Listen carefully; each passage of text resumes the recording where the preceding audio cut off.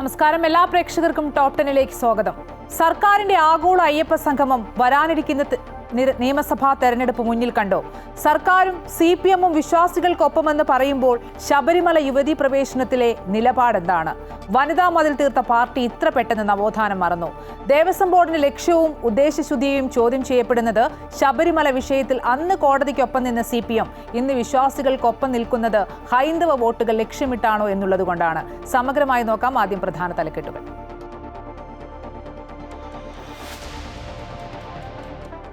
ആഗോള അയ്യപ്പ സംഗമവുമായി സർക്കാർ മുന്നോട്ട്. വിമർശനം കേട്ട് പിന്നോട്ടില്ലെന്നും CPM വിശ്വാസികൾക്കൊപ്പമെന്നും MV Govindan.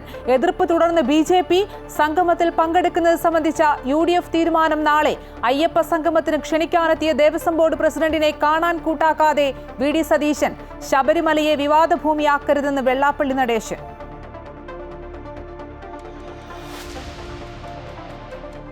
KTU digital സർവകലാശാലകളിലെ VC നിയമനങ്ങളിൽ സുപ്രീം കോടതിയിൽ ഗവർണറുടെ ഹർജി. നിയമന പ്രക്രിയയിൽ നിന്ന് മുഖ്യമന്ത്രിയെ മാറ്റണമെന്നും സെർച്ച് കമ്മിറ്റിയിൽ UGC പ്രതിനിധി വേണമെന്നും ആവശ്യം.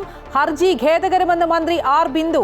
ഉന്നത വിദ്യാഭ്യാസ മേഖലയെ കാവ്യവൽക്കരിക്കാനുള്ള ശ്രമമെന്ന് MV ഗോവിന്ദൻ.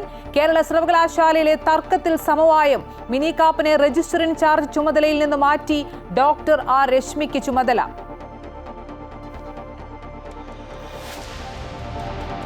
രാഷ്ട്രപതിയുടെ റഫറൻസിൽ സുപ്രധാന നിരീക്ഷണവുമായി സുപ്രീം കോടതി. ബില്ലുകളിൽ തീരുമാനമെടുക്കുന്ന കാര്യത്തിൽ ഗവർണർക്കും രാഷ്ട്രപതിക്കും സമയപരിധി നിശ്ചയിക്കാനാകില്ല. തീരുമാനമെടുക്കുന്നതിൽ കാലതാമസം നേരിട്ടാൽ കോടതിയെ സമീപിക്കാമെന്നും വാക്കാൽ നിരീക്ഷണം.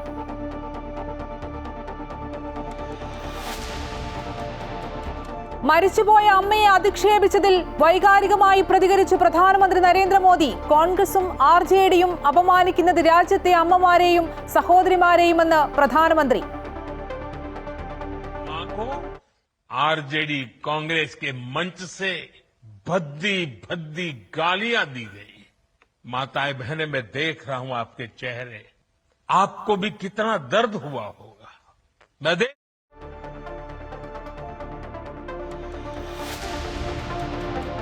അശാസ്ത്രീയമായ ദേശീയപാത നിർമ്മാണത്തിൽ വലഞ്ഞ് ആലപ്പുഴയിലെ ജനങ്ങൾ. വണ്ടാനം സൂപ്പർ സ്പെഷ്യാലിറ്റി ആശുപത്രിക്ക് മുന്നിലെ ഓട നിർമ്മാണത്തിൽ രോഗികൾക്ക് ദുരിതം. നിർമ്മാണം വൈകുന്നതിൽ വ്യാപാരികളും കടുത്ത പ്രതിസന്ധിയിൽ. Top 10 special.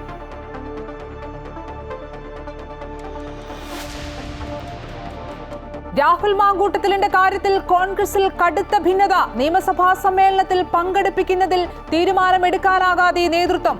മുൻമന്ത്രി കടകംപള്ളി സുരേന്ദ്രൻ അധിക്ഷേപിച്ചെന്ന് സ്ത്രീകൾ പരാതി നൽകിയിട്ടില്ലെന്ന് പോലീസ്. കേസെടുക്കില്ല.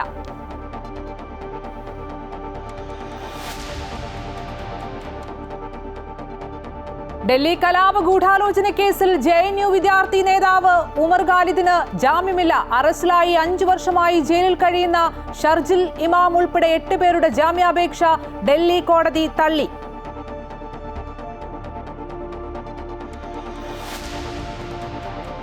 KCL-ൽ വിജയം തുടർന്ന് Kochi blue tigers. Calicut globe സ്റ്റാർസിനെ 3 വിക്കറ്റിന് പരാജയപ്പെടുത്തി. ഓസ്ട്രേലിയൻ പേസർ മിച്ചൽ സ്റ്റാർക്ക് അന്താരാഷ്ട്ര 2020-ൽ നിന്ന് വിരമിച്ചു. ടെസ്റ്റിലും ഏകദിനത്തിലും ശ്രദ്ധ കേന്ദ്രീകരിക്കാനെന്ന് Stark.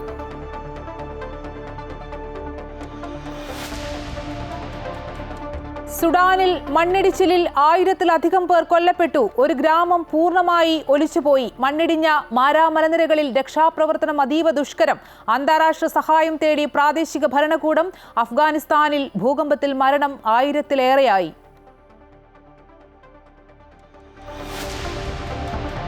Story of the day. കാണാം യുവ കർഷകന്റെ കളർഫുൾ വിജയകഥ.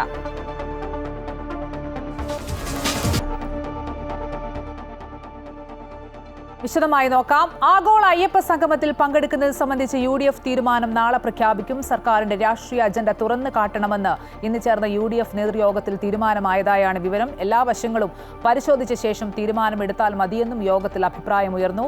അതേസമയം അയ്യപ്പ സംഗമത്തിലേക്ക് പ്രതിപക്ഷ നേതാവ് VD സതീശനെ ക്ഷണിക്കാനെന്ന് ഔദ്യോഗിക വസതിയിലെത്തിയ ദേവസ്വം ബോർഡ് പ്രസിഡന്റ് PS പ്രശാന്തിനെ കാണാൻ പ്രതിപക്ഷ നേതാവ് തയ്യാറായില്ല. ക്ഷണക്കത്ത് ഓഫീസിൽ പേഴ്സണൽ സെക്രട്ടറിയെ ഏൽപ്പിച്ച് മടങ്ങിപ്പോവുകയായിരുന്നു. വിവരങ്ങളുമായി തിരുവനന്തപുരത്ത് നിന്നും രജിത് കുമാർ ചേരുന്നുണ്ട്. രജിത്ത്, എല്ലാ വിമർശനങ്ങൾക്കിടയിലും അയ്യപ്പ സംഗമം നടത്താൻ സർക്കാർ മുന്നോട്ട് പോവുകയാണ്. BJPയുടെ എതിർപ്പുണ്ട്. UDF വൈകിട്ട് യോഗം ചേർന്നിരുന്നു. എന്താണ് നേതൃയോഗത്തിൽ ഇത് സംബന്ധിച്ച് തീരുമാനം ഉണ്ടായിരിക്കുന്നത്? തീർച്ചയായും ഈ അയ്യപ്പ സംഗമവുമായി ബന്ധപ്പെട്ടുകൊണ്ട് വിവിധ കോണുകളിൽ നിന്ന് എതിർപ്പുകൾ തുടരുന്നതിനിടയിലാണ് സർക്കാർ അയ്യപ്പ സംഗമം നടത്തുന്നതുമായി മുന്നോട്ട് പോകുന്നത്. അതിനായി അതിലേക്കുള്ള ആളുകളെ ക്ഷണിക്കുന്ന ചടങ്ങുകൾ അടക്കം ഇതിനോടകം തന്നെ സർക്കാർ ദേവസ്വം ബോർഡ് ആരംഭിച്ചു കഴിഞ്ഞിട്ടുണ്ട്. Devaswom board president PS Prashanth ഇന്ന് VD സതീശനെ ഔദ്യോഗിക വസതിയിൽ നേരിട്ടെത്തി ക്ഷണിക്കുന്നതിനായി എത്തിയെങ്കിലും PS പ്രശാന്തിനെ കാണുന്നതിനായി VD സതീശൻ തയ്യാറായില്ല എന്നതാണ്. അതിൽ UDFന്റെ പ്രതിഷേധം ശക്തമായി തന്നെ അതിൽ നിന്ന് വ്യക്തമാവുകയും ചെയ്തു. എന്നാൽ ഇന്ന് UDF ഇക്കാര്യത്തിൽ ഓൺലൈൻ യോഗം ചേർന്ന് തീരുമാനിക്കുമെന്നാണ് അറിയിച്ചിരുന്നത്. വൈകിട്ട് 7:30ക്കാണ് യോഗം ആരംഭിച്ചത്. യോഗം അവസാനിച്ചിട്ടുണ്ട്. എന്നാൽ ഇത് സംബന്ധിച്ച തീരുമാനങ്ങൾ നാളെ വാർത്താ സമ്മേളനം വിളിച്ച് വ്യക്തമാക്കുമെന്നാണ് VD സതീശന്റെ ഓഫീസ് അറിയിച്ചിരിക്കുന്നത്. എന്തുതന്നെയായാലും ഇതിൽ ഒരു തീരുമാനത്തിലേക്ക് യോഗം എത്തിയിട്ടുണ്ട് എന്ന് തന്നെയാണ് നമുക്ക് മനസ്സിലാക്കാൻ കഴിയുന്നതും. നിലവിൽ ഇക്കാര്യത്തിൽ വിശദമായ ഒരു ചർച്ചയ്ക്ക് അല്ലെങ്കിൽ വിശദമായ ഒരു പരിശോധനയ്ക്ക് ശേഷം ഇക്കാര്യത്തിൽ ഒരു തീരുമാനം എടുത്താൽ മതി എന്ന ഒരു തീരുമാനത്തിലാണ് ഇപ്പോൾ യോഗം എത്തിയിട്ടുള്ളതും. എന്തുതന്നെയായാലും ഇത് സംബന്ധിച്ച നാളെ പ്രതിപക്ഷ നേതാവ് UDFന്റെ ഭാഗം വ്യക്തമാക്കുകയും ചെയ്യും. എന്നാൽ വിവിധ സംഘടനകൾ ഈ അയ്യപ്പ സംഗമത്തെ പിന്തുണച്ചുകൊണ്ട് രംഗത്തേക്ക് എത്തുന്ന ഒരു സാഹചര്യത്തിൽ തന്നെയാണ് ഇപ്പോഴും ഉള്ളത്. ഒപ്പം തന്നെ സുപ്രീം കോടതിയിലുള്ള സർക്കാരിന്റെ നിലപാട് തിരുത്തണമെന്ന ആവശ്യമാണ് വിവിധ കോണുകളിൽ നിന്നും ഉയരുന്നത്. ആ സാഹചര്യത്തിൽ എന്ത് തീരുമാനമായിരിക്കും ഇക്കാര്യത്തിൽ UDF എടുക്കുക എന്നത് സംബന്ധിച്ച് എല്ലാവരും ഉറ്റുനോക്കുകയാണ്. നാളെ ഇത് സംബന്ധിച്ച് പ്രതിപക്ഷ നേതാവ് വാർത്താ സമ്മേളനത്തിൽ ഇന്നത്തെ യോഗത്തിന്റെ വിശദമായ തീരുമാനങ്ങൾ വ്യക്തമാക്കും. ശരി. എല്ലാ വിമർശനങ്ങൾക്കിടയിലും ആഗോള അയ്യപ്പ സംഘവുമായി സർക്കാർ മുന്നോട്ട് പോകുമ്പോൾ UDFന്റെ തീരുമാനം നാളെ പ്രഖ്യാപിക്കും. പ്രതിപക്ഷ നേതാവ് VD സതീശൻ വാർത്താ സമ്മേളനം നടത്തിയായിരിക്കും തീരുമാനം പ്രഖ്യാപിക്കുക. സർക്കാരിന്റെ രാഷ്ട്രീയ അജണ്ട തുറന്നു കാട്ടണമെന്നാണ് UDF ഇന്ന് ചേർന്ന നേതൃയോഗത്തിൽ തീരുമാനമായിരിക്കുന്നത്. വിശദാംശങ്ങൾ നൽകുകയായിരുന്നു തിരുവനന്തപുരത്ത് നിന്നും രജിത് കുമാർ. സംസ്ഥാന സർക്കാരിന്റെ നേതൃത്വത്തിൽ സംഘടിപ്പിക്കുന്ന ആഗോള അയ്യപ്പ സംഗമത്തിൽ സമ്മിശ്ര പ്രതികരണം. സംഘവുമായി മുന്നോട്ട് പോകുമെന്ന് MV ഗോവിന്ദൻ. എതിർപ്പ് തുടർന്ന് BJP രംഗത്ത് വന്നിട്ടുണ്ട്. സെപ്റ്റംബർ 20-ന് ആഗോള അയ്യപ്പ സംഗമം നടത്താനാണ് സർക്കാരിന്റെ തീരുമാനം. ആഗോള അയ്യപ്പ സംഗമവുമായി സർക്കാർ മുന്നോട്ടെന്നും വർഗീയവാദികൾക്ക് ഒപ്പമല്ല വിശ്വാസികൾക്കൊപ്പമാണ് CPM എന്നും MV ഗോവിന്ദൻ നിലപാട് വ്യക്തമാക്കി. വിശ്വാസം ഒരു ഉപകരണമായിട്ട് ഉപയോഗിക്കുന്നവരാണ് വർഗീയവാദികൾ. ആ വർഗീയവാദികളുടെ പ്രചാരവേലയോടൊപ്പം ചേർന്ന് നിൽക്കാൻ communist party of India Marxist ഇല്ല. വിശ്വാസികൾക്കൊപ്പമാണ് ഞങ്ങൾ. അതേസമയം അയ്യപ്പ സംഗമത്തിന് പിന്നിൽ CPMന്റെ ദുഷ്ടലാക്കെന്ന് BJP സംസ്ഥാന ജനറൽ സെക്രട്ടറി MT രമേശ് തിരിച്ചടിച്ചു. ആഗോള അയ്യപ്പ സംഗമത്തെ വിമർശിച്ച് പന്തളം കൊട്ടാരം നിർവാഹക സംഘവും രംഗത്തെത്തി. സാധാരണ അയ്യപ്പന്മാർക്ക് ഇതുകൊണ്ട് എന്ത് ഗുണമെന്നും ശബരിമല പ്രക്ഷോഭവുമായി ബന്ധപ്പെട്ട കേസുകൾ ഉടൻ പിൻവലിക്കണമെന്നും കൊട്ടാരം നിർവാഹക സംഘം സെക്രട്ടറി MRS വർമ്മ പറഞ്ഞു. ഈ ആഗോള സംഗമം പമ്പയിൽ വെച്ച് നടത്തുമ്പോൾ അതുകൊണ്ട് ഭക്തജന സമൂഹത്തിന് എന്ത് ഗുണമാണ് ഉണ്ടാകുന്നത് എന്നുള്ളത് ഭക്തജനങ്ങളെ ബോധ്യപ്പെടുത്തുവാൻ സർക്കാരും ദേവസ്വം ബോർഡും തയ്യാറാകണം. വിവിധ ബ്യൂറോകൾക്കൊപ്പം ന്യൂസ് ഡെസ്ക് അമൃത TV. ആഗോള അയ്യപ്പ സംഗമത്തിന്റെ പേരിൽ ശബരിമലയെ വിവാദ ഭൂമിയാക്കാൻ ആരും ശ്രമിക്കരുതെന്ന് SNDP യോഗം ജനറൽ സെക്രട്ടറി വെള്ളാപ്പള്ളി നടേശൻ. ശബരിമലയിലെ യുവതീ പ്രവേശനം അടഞ്ഞ അധ്യായമാണ്. ആഗോള അയ്യപ്പ സംഗമം ഇടതുപക്ഷ സർക്കാർ നടത്തുന്നതുകൊണ്ട് മാത്രം അതിനെ പിന്തുണയ്ക്കാതിരിക്കേണ്ട കാര്യമില്ല. UDF പിന്തുണ പ്രഖ്യാപിച്ചാലും ഇല്ലെങ്കിലും അത് പ്രസക്തിയുള്ള കാര്യമല്ല. ആഗോള അയ്യപ്പ സംഗമത്തിലൂടെ ശബരിമലയ്ക്കും അയ്യപ്പ ഭക്തർക്കും കൂടുതൽ സൗകര്യങ്ങൾ ലഭിക്കുന്നെങ്കിൽ അത് നല്ലതാണെന്നും അദ്ദേഹം പറഞ്ഞു.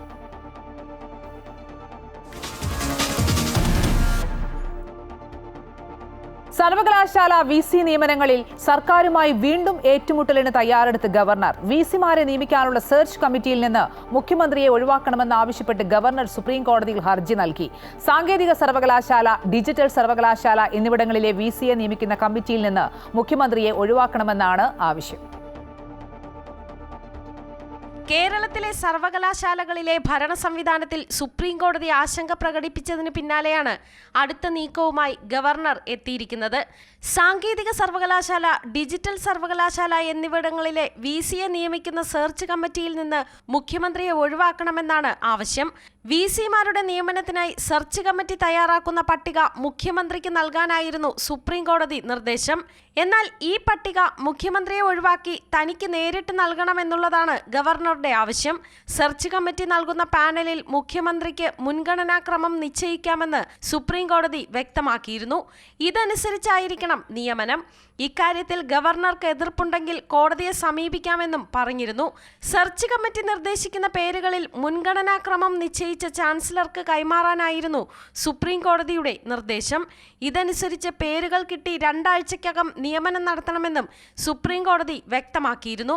നിലവിൽ സെർച്ച് കമ്മിറ്റിയിൽ സർക്കാരിന്റെ 2 പ്രതിനിധികളും ഗവർണറുടെ 2 പ്രതിനിധികളുമാണ് ഉള്ളത്. എന്നാൽ ഇത് ചട്ടവിരുദ്ധമാണെന്നും UGC പ്രതിനിധി പകരം വരണമെന്നും ഗവർണർ പറയുന്നു. ഡിജിറ്റൽ സാങ്കേതിക സർവകലാശാലകളിലെ VC നിയമന സമിതിയിൽ സർക്കാരിനുള്ള മേധാവിത്വം അവസാനിപ്പിക്കുകയാണ് ഗവർണറുടെ ലക്ഷ്യം. അമൃത ന്യൂസ്, ന്യൂഡൽഹി. ഡിജിറ്റൽ സർവകലാശാല VC നിയമനത്തിൽ ഗവർണർക്ക് സുപ്രീം കോടതിയെ സമീപിക്കാൻ അവകാശമുണ്ടെന്ന് CPM സംസ്ഥാന സെക്രട്ടറി MV ഗോവിന്ദൻ. ഉന്നത വിദ്യാഭ്യാസ മേഖലയെ കാവ്യവൽക്കരിക്കാനുള്ള ശ്രമമാണ് നടക്കുന്നത്. കോടതി നിലപാട് അംഗീകരിക്കാതെ മുന്നോട്ടു പോകുകയാണ് ഗവർണറെന്നും അദ്ദേഹം പറഞ്ഞു.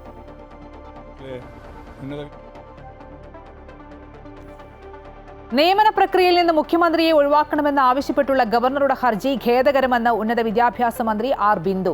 സംസ്ഥാനത്ത് സർവകലാശാലകൾക്ക് വേണ്ട പിന്തുണ നൽകി വരുന്നത് സംസ്ഥാന സർക്കാരാണ്. ഈ സാഹചര്യത്തിൽ മുഖ്യമന്ത്രിയെയും സർക്കാരിനെയും ഒഴിവാക്കി എങ്ങനെ വൈസ് ചാൻസലർക്ക് നിയമിക്കാൻ കഴിയുമെന്നും മന്ത്രി R ബിന്ദു തൃശൂരിൽ പ്രതികരിച്ചു.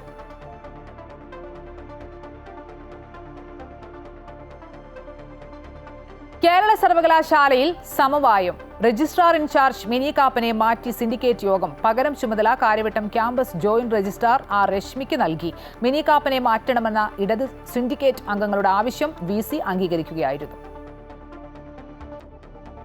കേരള സർവകലാശാലയിൽ സമവായവുമായി വൈസ് ചാൻസലർ. രജിസ്ട്രാറുടെ താൽക്കാലിക ചുമതല നൽകിയിരുന്ന മിനി കാപ്പനെ തൽസ്ഥാനത്ത് നിന്ന് മാറ്റി. ഇന്ന് ചേർന്ന സിൻഡിക്കേറ്റ് യോഗത്തിൽ ഇടത് സിൻഡിക്കേറ്റ് അംഗങ്ങളുടെ തീരുമാനം വൈസ് ചാൻസലർ മോഹനൻ കുന്നുമേൽ അംഗീകരിക്കുകയായിരുന്നു. പകരം ചുമതല കാര്യവട്ടം ക്യാമ്പസിലെ ജോയിന്റ് രജിസ്ട്രാർ R രശ്മിക്ക് നൽകി. 2 മാസത്തിനു ശേഷമാണ് സിൻഡിക്കേറ്റ് യോഗം ചേരുന്നത്. യോഗം ചേരുന്നതിനായി അംഗങ്ങൾക്ക് കത്ത് നൽകിയത് തന്നെ നിയമവിരുദ്ധമാണ് എന്ന് ഇടത് സിൻഡിക്കേറ്റ് അംഗങ്ങൾ നേരത്തെ തന്നെ ചൂണ്ടിക്കാട്ടിയിരുന്നു. ഇതിന് പിന്നാലെ സിൻഡിക്കേറ്റ് യോഗത്തിൽ മിനി കാപ്പന്റെ നിയമനത്തിനെതിരെ ഇടത് അംഗങ്ങൾ പ്രതിഷേധിച്ചു. രജിസ്ട്രാർ KS അനിൽകുമാറിനെ സസ്പെൻഡ് ചെയ്ത മുൻ തീരുമാനം യോഗത്തിൽ മിനി കാപ്പൻ അംഗങ്ങളെ അറിയിച്ചു. ഹൈക്കോടതിയിലുള്ള വിഷയമായതിനാൽ യോഗത്തിൽ ചർച്ച ചെയ്യാനാകില്ലെന്ന് VC അറിയിച്ചു. ഇടത് സിൻഡിക്കേറ്റ് അംഗങ്ങളുടെ തീരുമാനം VC അംഗീകരിച്ചതോടെ യോഗം മറ്റ് അജണ്ടകളിലേക്ക് കടന്നു. 100 കോടി രൂപയുടെ PM ഉഷ ഫണ്ട് പദ്ധതി, PhD അംഗീകാരം, വിദ്യാർത്ഥികളുടെ വിവിധ ഗവേഷക ഫെലോഷിപ്പുകൾ തുടങ്ങിയവയാണ് അജണ്ടയിലുള്ള വിഷയങ്ങൾ. അമൃത ന്യൂസ്, തിരുവനന്തപുരം. ബില്ലുകളിൽ തീരുമാനമെടുക്കുന്നതിൽ ഗവർണർക്കും രാഷ്ട്രപതിക്കും സമയപരിധി നിശ്ചയിക്കാനാകില്ലെന്ന് സുപ്രീം കോടതിയുടെ വാക്കാൽ പരാമർശം. കാലതാമസം നേരിടുന്ന കേസുകളിൽ കോടതിയെ സമീപിക്കാമെന്ന് ചീഫ് ജസ്റ്റിസ് അധ്യക്ഷനായ ഭരണഘടനാ ബെഞ്ച് പറഞ്ഞു. സാഹചര്യങ്ങൾക്കനുസരിച്ച് പുറപ്പെടുവിക്കുന്ന വിധികൾ, നിർദ്ദേശങ്ങൾ എന്നിവ എല്ലാ കേസിലും ബാധകമാകണമെന്നില്ലെന്ന് ചീഫ് ജസ്റ്റിസ് BR ഗവായി വ്യക്തമാക്കി. നിയമസഭ പാസാക്കുന്ന ബില്ലുകളിൽ തീരുമാനമെടുക്കുന്നതിൽ ഗവർണർക്കും രാഷ്ട്രപതിക്കും സമയപരിധി നിശ്ചയിച്ച വിധി ചോദ്യം ചെയ്ത് രാഷ്ട്രപതി നൽകിയ റഫറൻസിന്റെ വാദം 6ാം ദിവസമാണ് പൂർത്തിയായത്. തമിഴ്നാടിനു വേണ്ടി ഹാജരായ മുതിർന്ന അഭിഭാഷകൻ മനു അഭിഷേക് സിംഗ്വിയുടെ വാദത്തിനിടെയാണ് സമയപരിധി നിശ്ചയിക്കാനാവില്ലെന്ന് സുപ്രീം കോടതിയുടെ വാക്കാൽ പരാമർശം ഉണ്ടായത്. ബില്ലുകളിൽ തീരുമാനമെടുക്കാൻ പൊതുസമയപരിധി പ്രായോഗികമല്ലെന്ന് 5-അംഗ ബെഞ്ച് പറഞ്ഞു.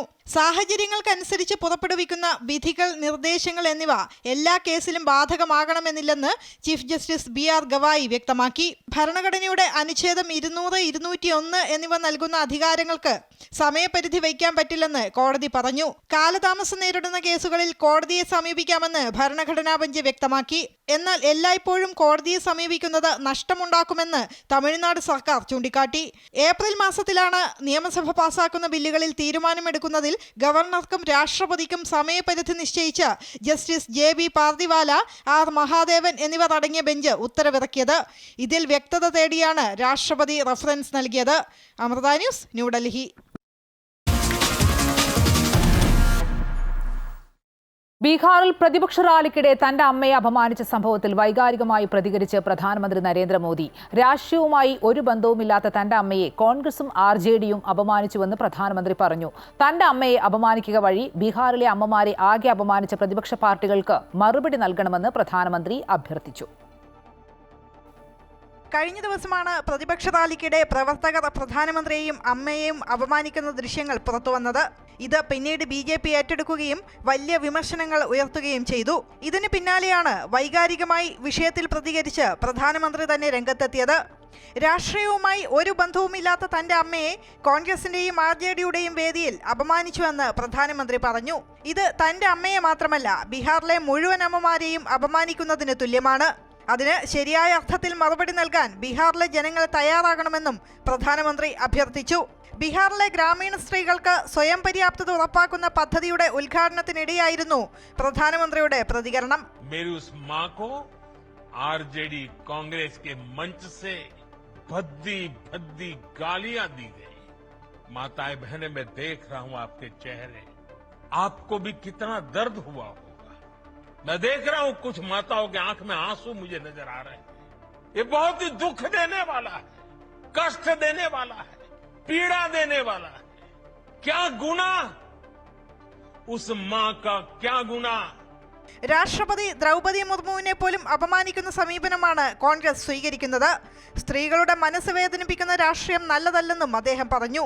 വായിൽ സ്വർണ്ണക്കരണ്ടിയുമായി ജനിച്ചു വീണ യുവരാജാക്കന്മാർക്ക് സാധാരണ അമ്മമാരുടെ കഷ്ടപ്പാട് അറിയില്ലെന്ന് രാഹുലിനെയും തേജസ്വിയെയും ഉദ്ദേശിച്ച് മോഡി പറഞ്ഞു. कांग्रेस RJD के मंच से गाली, भद्दी गाली केवल मेरी मां को नहीं दी गई है. ये भद्दी भद्दी गाली करोड़ों माताओं बहनों को दी गई. അതേസമയം പുതിയ പദ്ധതി നടപ്പാക്കുന്നതിലൂടെ ബീഹാറിലെ വനിതകളുടെ അന്തസ് ഉയരുമെന്ന് പറഞ്ഞ മോദി, കൊള്ളപ്പലിശ ഈടാക്കുന്ന ധനകാര്യ സ്ഥാപനങ്ങളിൽ നിന്ന് അവർക്ക് സംരക്ഷണം ഒരുക്കുകയാണ് ചെയ്യുന്നതെന്നും പറഞ്ഞു. അമൃത ന്യൂസ്, ന്യൂഡൽഹി. മറ്റു വാർത്തകൾ നോക്കാം ഇടവേളയ്ക്ക് ശേഷം.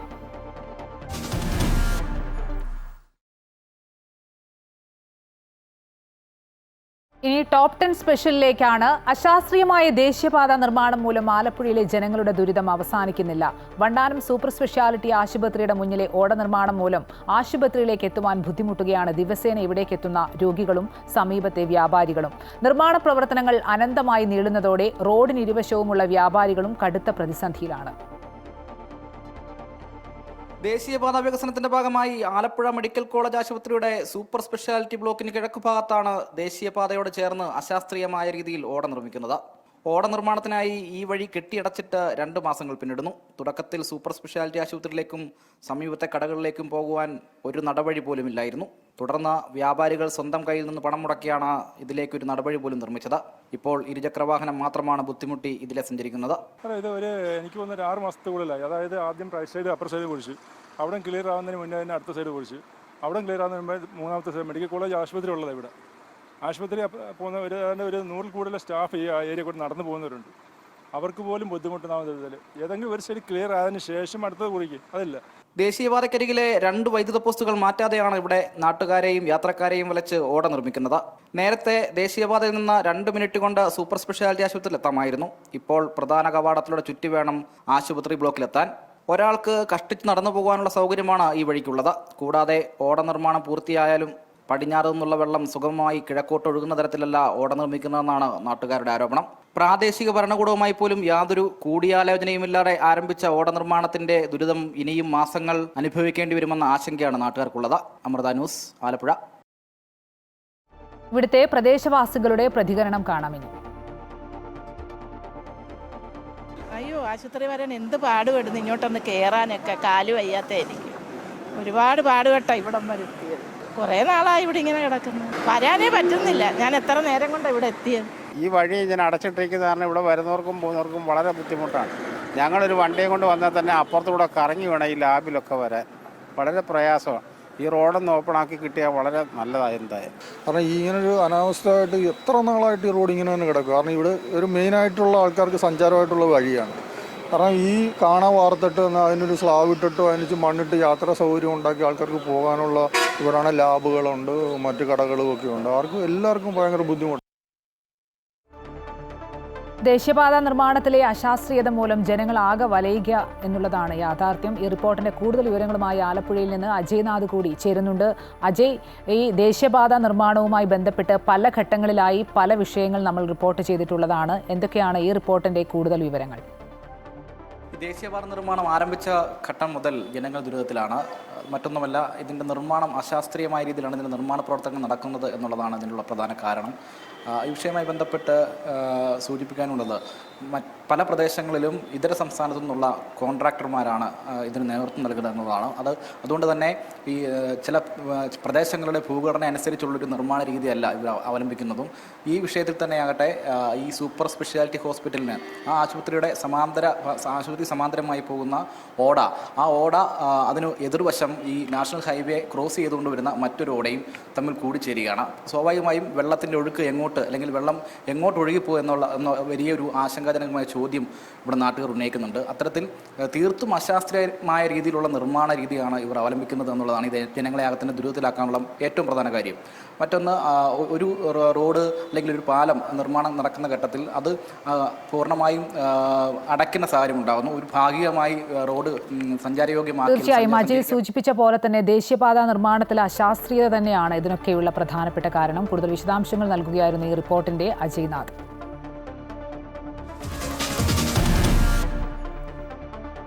രാഹുൽ മാങ്കൂട്ടത്തിലിനെ ചൊല്ലി കോൺഗ്രസിനുള്ളിൽ കടുത്ത ഭിന്നത. നിയമസഭാ സമ്മേളനത്തിൽ രാഹുലിനെ പങ്കെടുപ്പിക്കുന്നതിൽ അന്തിമ തീരുമാനമെടുക്കാനാകാതെ നേതൃത്വം. അതിനിടെ 15-ന് തുടങ്ങുന്ന നിയമസഭാ സമ്മേളനത്തിൽ രാഹുൽ പങ്കെടുക്കുന്നതിൽ നിയമതടസ്സമില്ല എന്ന് സ്പീക്കർ അറിയിച്ചു.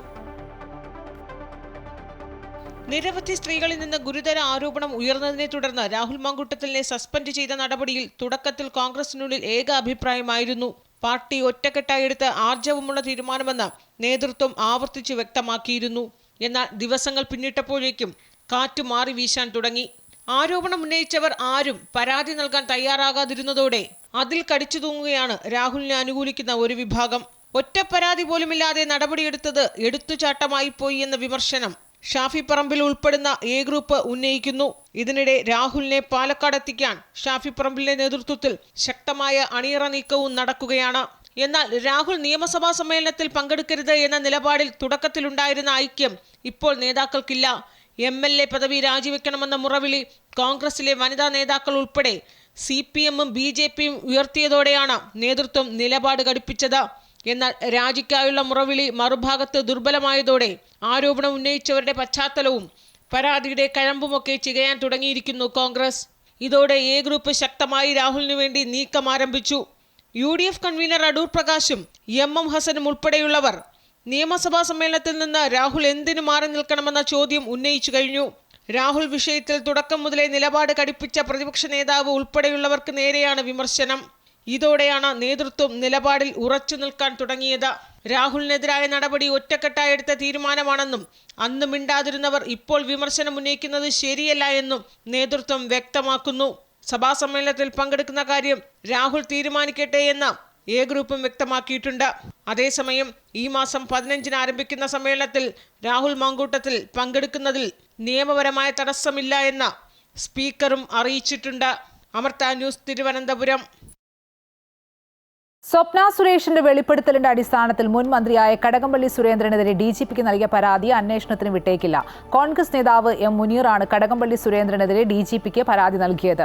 പരാതിക്കാരി നേരിട്ട് പരാതി നൽകാതെ കേസെടുക്കാൻ കഴിയില്ലെന്നാണ് പോലീസിന്റെ നിലപാട്. രാഹുൽ മാങ്കൂട്ടത്തിനെതിരെ കേസെടുത്തതും കടകംപള്ളിയുടെ കേസുമായി താരതമ്യം ചെയ്യാനാവില്ലെന്നും പോലീസ് പറയുന്നു.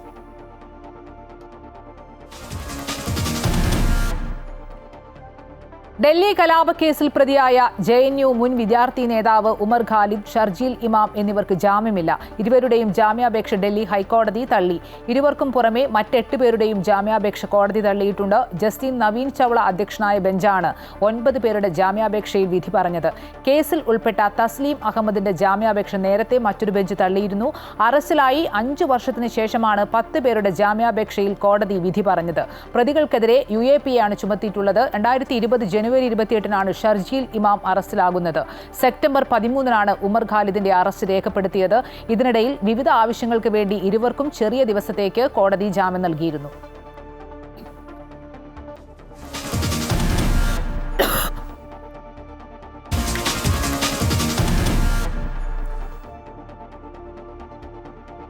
KCLൽ വിജയം തുടർന്ന് കൊച്ചി ബ്ലൂ ടൈഗേഴ്സ്. ഇന്നും നടന്ന ആദ്യ മത്സരത്തിൽ കാലിക്കറ്റ് ഗ്ലോബ് സ്റ്റാർസിനെ 3 വിക്കറ്റിനാണ് കൊച്ചി പരാജയപ്പെടുത്തിയത്. ആദ്യം ബാറ്റ് ചെയ്ത കാലിക്കറ്റ് 20 ഓവറിൽ 7 വിക്കറ്റ് നഷ്ടത്തിൽ 165 റൺസ് എടുത്തു.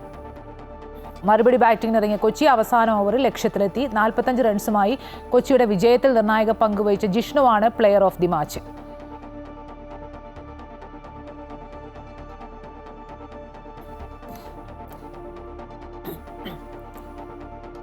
ഓസ്ട്രേലിയൻ പേസർ മിച്ചൽ സ്റ്റാർക്ക് അന്താരാഷ്ട്ര 2020-യിൽ നിന്ന് വിരമിച്ചു. ടെസ്റ്റിലും ഏകദിനത്തിലും ശ്രദ്ധിക്കാനാണ് 2020-യിൽ നിന്ന് വിരമിക്കാൻ തീരുമാനിച്ചതെന്ന് സ്റ്റാർക്ക് പറയുന്നു. 65 2020-യിൽ നിന്നായി 79 വിക്കറ്റുകൾ താരം നേടിയിട്ടുണ്ട്. 2021-ൽ ലോകകപ്പ് നേടിയ ഓസീസ് ടീമിൽ അംഗമായിരുന്നു. 2027 ഏകദിന ലോകകപ്പിൽ കളിക്കാനുള്ള ആഗ്രഹവും സ്റ്റാർക്ക് പ്രകടിപ്പിച്ചു.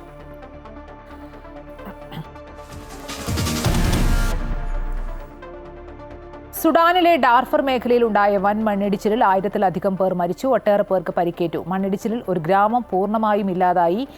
മാറ പർവ്വത പ്രദേശത്ത് കഴിഞ്ഞ ദിവസമാണ് മണ്ണിടിച്ചിലുണ്ടായത്. എന്നാൽ ഇവിടെ കൈയടക്കിയ വിമത സംഘം സുഡാൻ ലിബറേഷൻ മൂവ്മെന്റ് എന്നാണ് വിവരം പുറത്തുവിട്ടത്. സുഡാനിലെ ആഭ്യന്തര യുദ്ധത്തെ തുടർന്ന് മാറ പർവ്വത പ്രദേശത്തേക്ക് പലായനം ചെയ്തവരാണ് മരിച്ചവരിൽ ഭൂരിഭാഗവും. കിഴക്കൻ അഫ്ഗാനിസ്ഥാനിലെ ഭൂകമ്പത്തിൽ മരണസംഖ്യ ഉയരുന്നു. 1000-ലധികം പേർ മരിച്ചതായാണ് റിപ്പോർട്ട്. 2800 പേർക്ക് പരിക്കേറ്റു. അവശിഷ്ടങ്ങൾക്കിടയിൽ നിരവധി പേർ കുടുങ്ങിക്കിടക്കുന്നു. രക്ഷാപ്രവർത്തനങ്ങൾ തുടരുകയാണ്. ഇന്ത്യ, ഇറാൻ, ബ്രിട്ടൻ, ചൈന അടക്കമുള്ള രാജ്യങ്ങൾ അഫ്ഗാനിസ്ഥാന് സഹായം പ്രഖ്യാപിച്ചിട്ടുണ്ട്. റിക്ടർ സ്കെയിലിൽ 6 തീവ്രത രേഖപ്പെടുത്തിയ ഭൂകമ്പമാണ് അഫ്ഗാനിസ്ഥാനിൽ കനത്ത നാശം വിതച്ചത്. നങ്കർഹാർ, നൂറിസ്ഥാൻ, ലാക്മാൻ, കുനാർ എന്നീ 4 പ്രവിശ്യകളെയാണ് ഭൂകമ്പം ഏറ്റവും കൂടുതൽ ബാധിച്ചത്.